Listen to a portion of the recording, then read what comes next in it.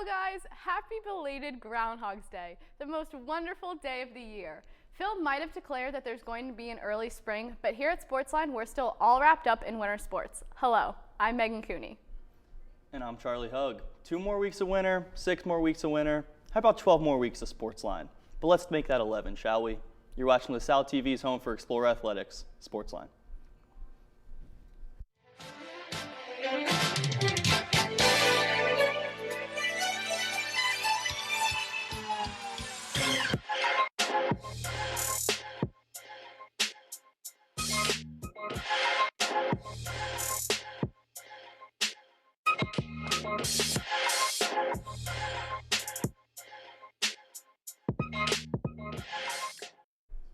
Welcome to SportsLine. We got basketball, we got water polo, we got track and field, we got swimming and diving. No matter what you're looking for, SportsLine has it all. And later, Aidan Tyksinski sits down with the star-studded members of the swimming and diving team to talk about their season. But first, let's take a look at our SportsLine top 3.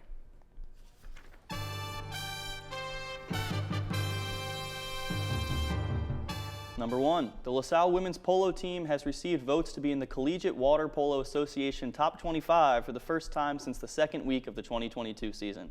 After going 2-2 in the Bruno Classic this past weekend, the Explorers currently sit ranked at the 28th spot. The team also has 3 players with top 5 ranks in the MAC division, with Francesca Coe having the 3rd highest go total so far with 18. She also holds the 5th highest assist total with 7, along with senior Hannah Warren, who ranks 2nd with 9 assists. Freshman goalkeeper Lily Kirby also ranks 2nd in saves with 42. Number 2, Andrea Savoca has been named the Atlantic 10 Rookie of the Week for the 5th time this season. The freshman phenomenon secured 4 first-place finishes in the Explorers matchup with the Monmouth Hawks this past weekend. Number 3, sophomore swimmer Tori Fenn has been named this week's NovaCare Student Athlete of the Week. Fenn helped lead the Explorers to a win against the Monmouth Hawks this weekend, taking home 3 first-place finishes, including 1 in the 100-meter freestyle.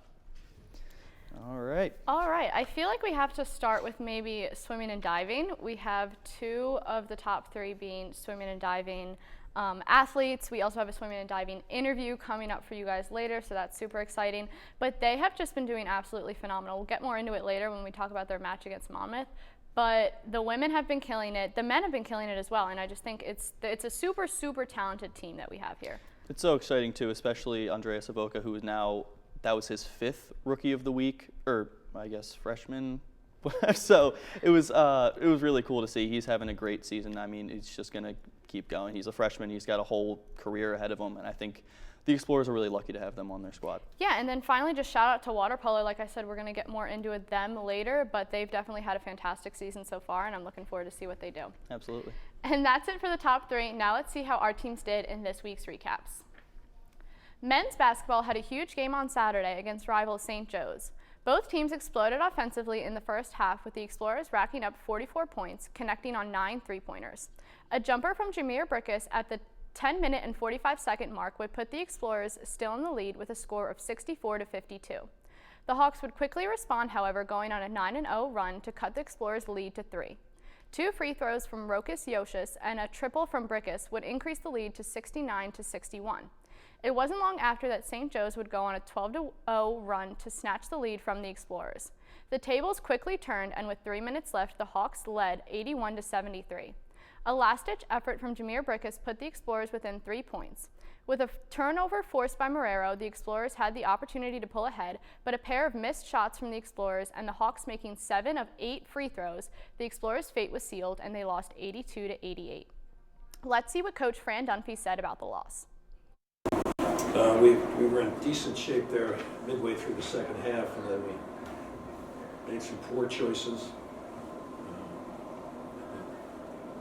St. Joe's drove it at us a couple of times and finished at the rim a couple of times. We needed to keep people in front of us a little better than that. We had a couple of foolish plays on the offensive end. We needed to have more poise, a couple of poor passes versus the pressure, and then we turned it over when we had beaten the pressure one time as well, actually 2 times.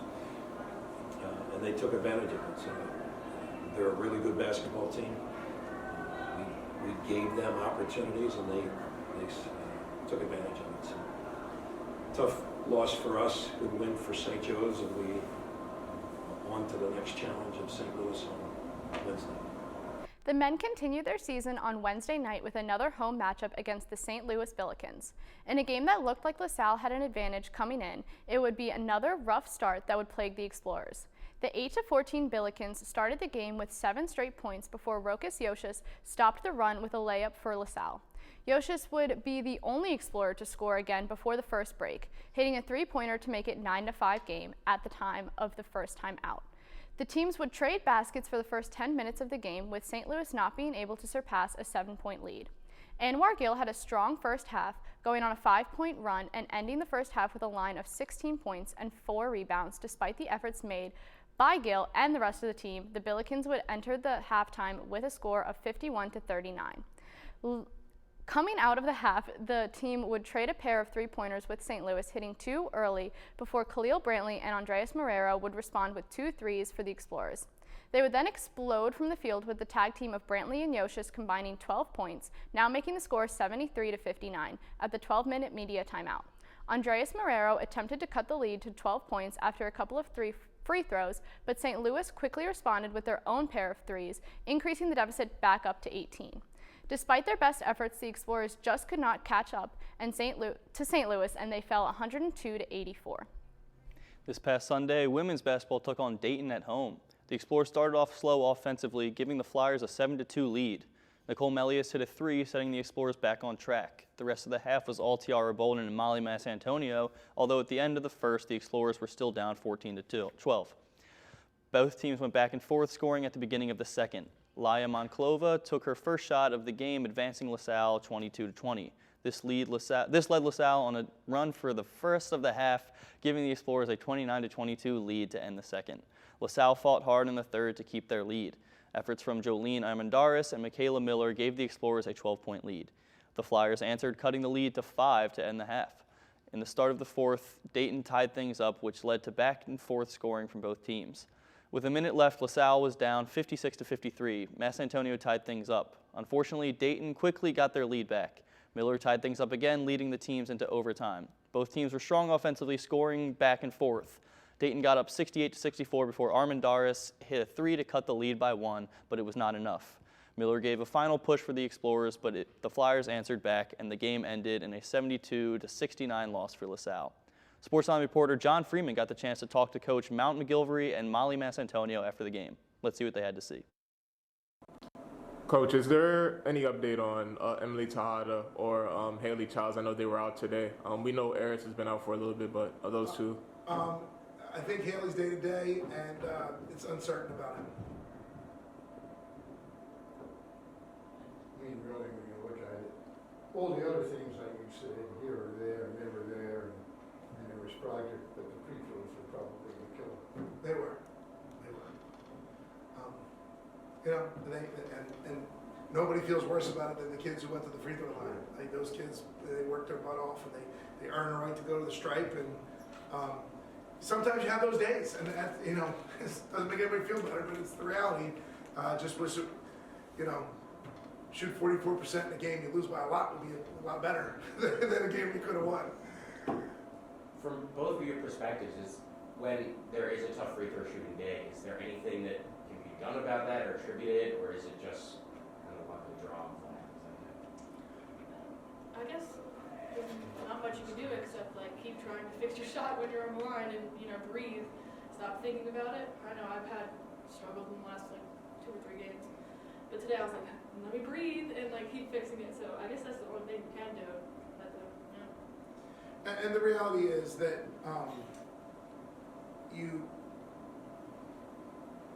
if you let the last play, the last missed free throw affect the next one, you're in trouble. If you're doing just what you just said, like you're trying to correct it, you're in trouble. If you're not going, hey, give me the ball, I got this, then you're probably not going to make them. And that's where I think we got thinking about ourselves too much in those moments. And that stuff happens.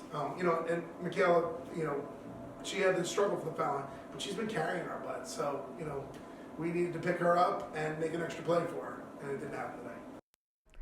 Track and field participated in the Rutgers Scarlet Knight Open this weekend. The stars of the show was the distance medley relay team of Andre Frigora, Jaime Samasa, Gavin Zank, and Stefano Isabella, who earned gold with a time of 10 minutes and 52.55 seconds.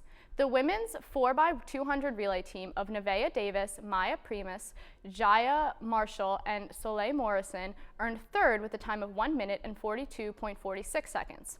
Individually on the men's side, Finn Burney placed 5th in the mile, and freshman Malte Bojeberg placed 7th in the 5K. Finally, for the women, Cassie Brown jumped 5.29 meters in the long jump to place 8th, and freshman Gweno Good came close to breaking a 5 minute in the mile with a time of 5 minutes and 50 seconds that earned her 10th place. The water polo team traveled down to Cambridge, Massachusetts this past weekend to compete in the Bruno Classic. The Explorers played 4 games over the course of the weekend, 2 of which came against nationally ranked teams.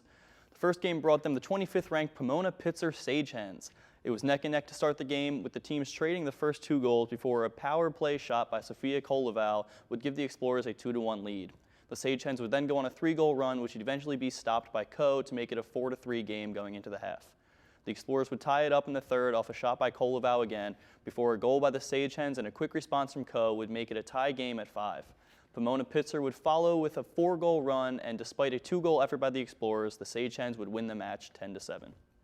Later that day, the Explorers would take on the St. Francis in their second game of the weekend.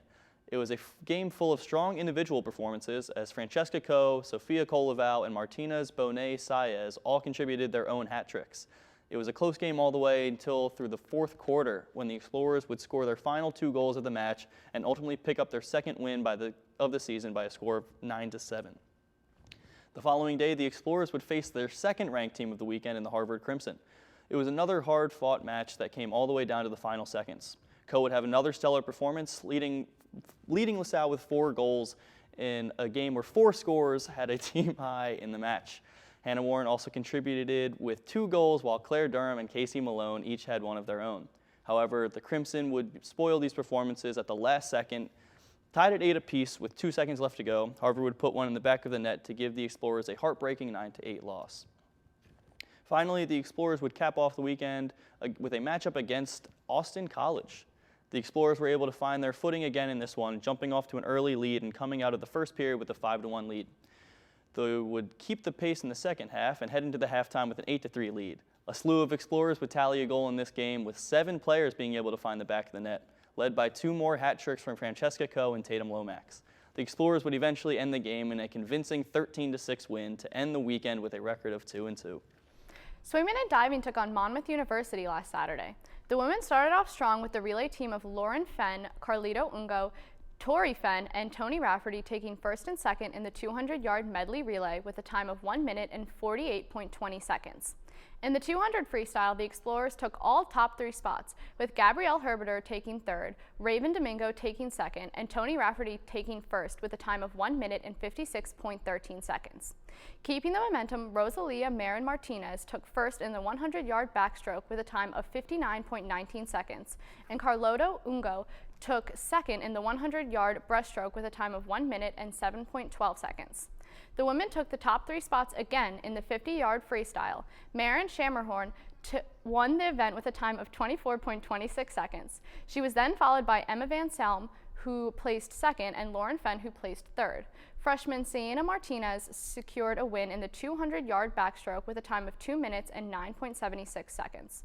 Another freshman, Denise Yushin, also took a top spot, finishing first in the 200-yard breaststroke with a time of 2 minutes and 26.17 seconds. Continuing with top finishes, Thilda Storm, Raven Domingo took first and second in the 500 free, and Felicia Rogel won the 200 IM with a time of 2 minutes and 9.51 seconds. Rounding it out for the women, the 400-yard freestyle relay team of Martinez, Rafferty, Tori Fenn, and Van Selm finished first with a time of 3 minutes and 33.91 seconds. This led to a win for the women with a score of 174-87. Now on to the men. The 200-yard relay team of Tarek Gusick, Andrea Savoca, Felix Jedbrat, and Carter Perkins secured a first-place win with a time of 1 minute and 32.16 seconds. Andrea Savoca took home another 3 first-place wins that day, one in the 100-yard breaststroke, one in the 100-yard butterfly, and one in the 200 IM. Felix Jedbrat also secured his second win of the day in the 200 butterfly with a time of 45.45 seconds. Stav Gorobets contributed another win for the Explorers in the 200-yard breaststroke with a time of 2 minutes and 13.80 seconds. Finally, the 400 freestyle team of Jedbrat, Perkins, Miller, and Gusick took home first in the event with a time of 3 minutes and 5.59 seconds. Despite all of this, the men would still fall to Monmouth with a score of 142 to 103. Ooh-wee. I need to ice my tongue. Yeah, that was a lot. So I don't even know where to start. Basketball. Yeah, that was a rough week for men's basketball. It looked so good against their rival St. Joe's. I was texting all my friends, my family were finally going to do it, and then I don't know what happened. They just kind of fell apart at the end, and it carried over into their next game, and it was just a rough week all around. St. Louis, a game they should have won. Coming into conference play, there weren't many teams with a record close to LaSalle's, and this was one that was worse, and you would hope that they can capitalize on a game like that, and just couldn't get it done. Yeah, I think both games we were definitely hoping for a win out of them, especially with rival St. Joe's. Like you said, everyone was talking about how close it was, how everyone really thought we finally had it, we finally were going to beat them. And it's just like, I don't know, it's super disappointing to see. And like you said, again, with St. Louis, I was happy to see Anwar Gill back in action because I know he was out with an injury for a while, and we talked about that last week with Aidan. But I still feel like there's something missing with this team. The second they hit conference play, it just kind of all went down. Yeah, I mean, I don't want to skip over water polo either. I know we're running out of time, but Francesca Coe, again, we talked about her last week, continued her great start to the season this week. A couple of hat tricks, a 4-point game. We'll keep swimming for Aidan. That's coming up. But overall, basketball had a rough week. Every other team did great, and I wish we had more time to highlight them. I know, but they're all doing fantastic. And like you said, we'll hear about swimming and diving, but shout out to them. They're having a fantastic season. And we're going to take a quick break, but when we come back to SportsLine, reporter Aidan Tyksinski gets the inside scoop on swimming and diving. Stay tuned. Oy.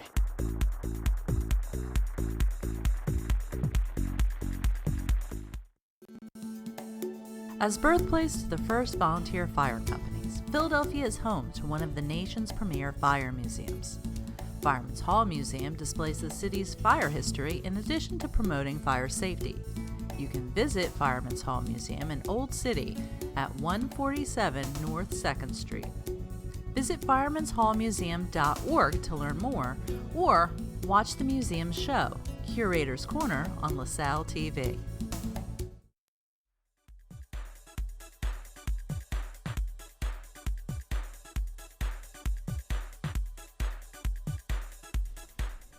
Welcome back. SportsLine reporter Aidan Tyksinski sat down with two of the most talked about members of the swim and diving team, Andrea Savoca and Tiffany Brawn. Take a look. Hello everyone, my name is Aidan Tyksinski. You might recognize me from hosting Sports Talk Philadelphia, but today I decided to fill in for Meghan Charlie to do an interview for SportsLine, and I'm joined by two very accomplished swimmers and divers for LaSalle's team in Tiffany Brawn and Andrea Savoca. Guys, thanks so much for joining me. Thank you. Yeah, so to start off, you guys have had a very long career in swimming and diving. I'm curious how you guys decided to get into the sport. Just swim is a part of my family. My dad was a swimmer. My mom was a water polo player. So I started swimming since I was very little.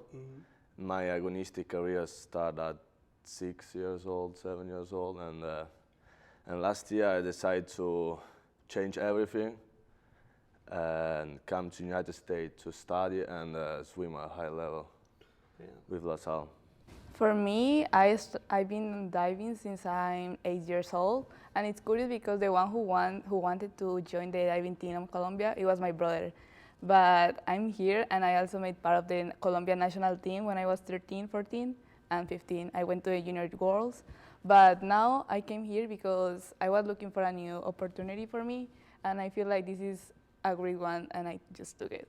Yeah, so it sounds like family very much involved in both of your roles to get to LaSalle. Yeah. Family is very important. Yeah, for sure. And when it comes to coming to LaSalle, you guys, like you said, both from different countries. Andrea, you're from Italy, and Tiffany, you're from Colombia. What's the experience been like being in America for a little under a year so far? It's great. Everything is different from home. since the school to the practice is really different. Here we have a very great opportunity with a good pool, and the school is great here. In Italy it's very difficult, do both things, study and swim, and the United States give you, I think, one of the best opportunities you can have. Yeah, because I think like the part of being a student athlete here is something like it's so common, and I know like back home we cannot have that opportunity. If you want to be like focusing your career, you can do that like with the sports. For me, like being here, because I was born here, but I grew up in Colombia all my life, so I think being here is like really nice, and I enjoyed it like so much. Yeah, well, LaSalle is definitely very happy to have both of you guys competing with us. And you both have been very accomplished this season, even though it is, like I said, your first years.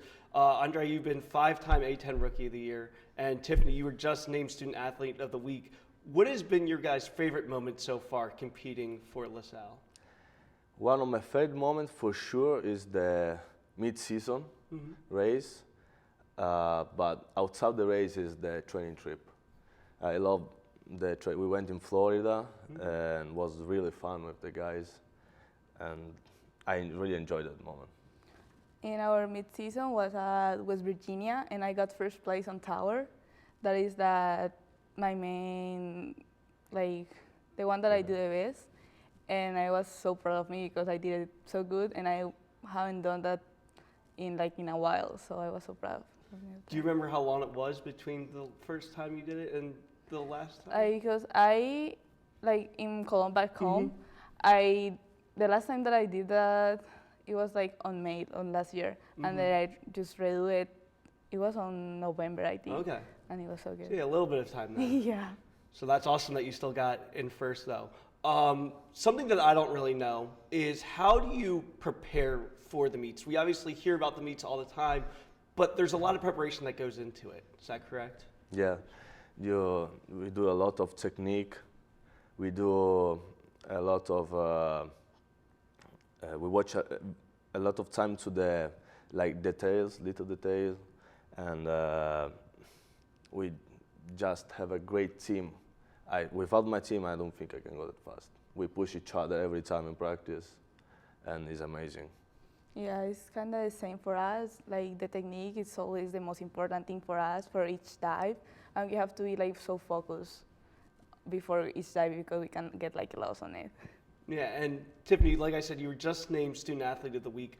What was that like for you so far? That was so good because I wasn't expecting that. I got first against Westchester, and it was so good. So, yeah, and then Andrea, you've been 5-time A10 Rookie of the Week. What has that been like for you, and sort of how has that helped you gain motivation throughout the season?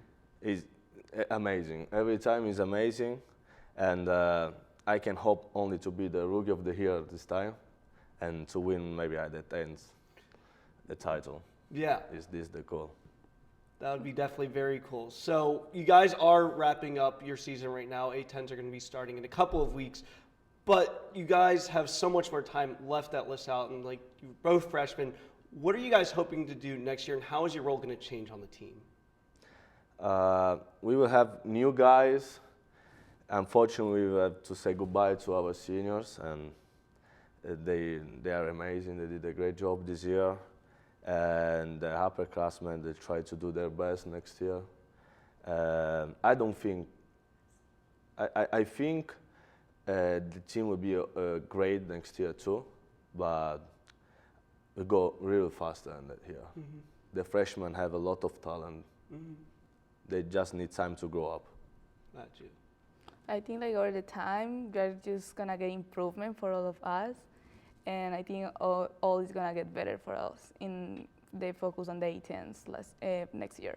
Yeah, for sure. Like, it's definitely something of a little bit of a change for you guys, right? Because you are freshmen, but now you've gotten 1 year of experience, so you're hopefully gonna be able to build on that next year. Yeah, for sure. So before we wrap up, I just have now a couple fun questions now that we learned more about the team. So, it's your first year on campus so far. Where's your favorite place to eat on campus? My favorite place is Treetops. Okay. Yeah, because it's all the team together after practice, and we just talk about what we're going to do the next day or the practice we had before. Yeah, Treetops as well. Yeah, I always eat there as well, so can't go wrong with that answer.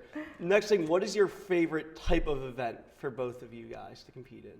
My favorite event is the 200-meter relay, because I'm with other 3 guys of the team, and there is, I don't know how to say that. It's amazing.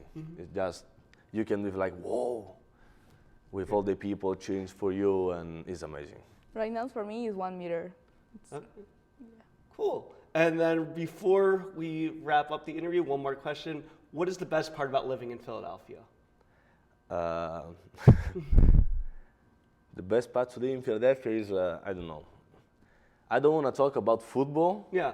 Because I really like football and basketball, but I don't know. It's just the Philippines. Yeah, that's true. Just Philly things. All right. It's just the Philippines. Yeah, guys, thank you so much for joining today. I really appreciated it. Thank you.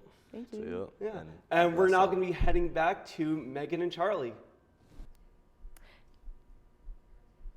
Thanks, Aidan. We've got another week of LaSalle sports coming up, so here's what you have to look forward to. Men's basketball will take on Richmond away on Saturday at 2 p.m. They will then travel to North Carolina on Tuesday to take on Davidson at 7. The women have a busy week ahead of them. They will take on Loyola University of Chicago at home tonight at 6:30. They will then travel to Pittsburgh on Saturday to take on Duquesne at 2 p.m. And finally, they will take on George Washington University next Wednesday away at 6 p.m. Track and field will participate in the NCAA Fast Track National Invitational on Friday. They will also travel to Boston, Massachusetts over the weekend to participate in the Boo Valentine Classic. Water polo is set to participate in the Bucknell Invitational this weekend, taking on Mercyhurst, Mount St. Mary's, Villanova, and Wagner. That just about wraps it up for this week. If you can't make it out to see the Explorers play, be sure to tune in next week for our coverage. Keep up with this weekend's other sporting events by visiting goexplorers.com. Also, check us out on Facebook at facebook.com/LaSalleTV and on Instagram at SportsLine LTV. We welcome you to send us your thoughts and suggestions there. For our entire SportsLine team, I'm Megan Cooney. And I'm your Boo Valentine. Thanks for tuning in, and we'll see you at the game.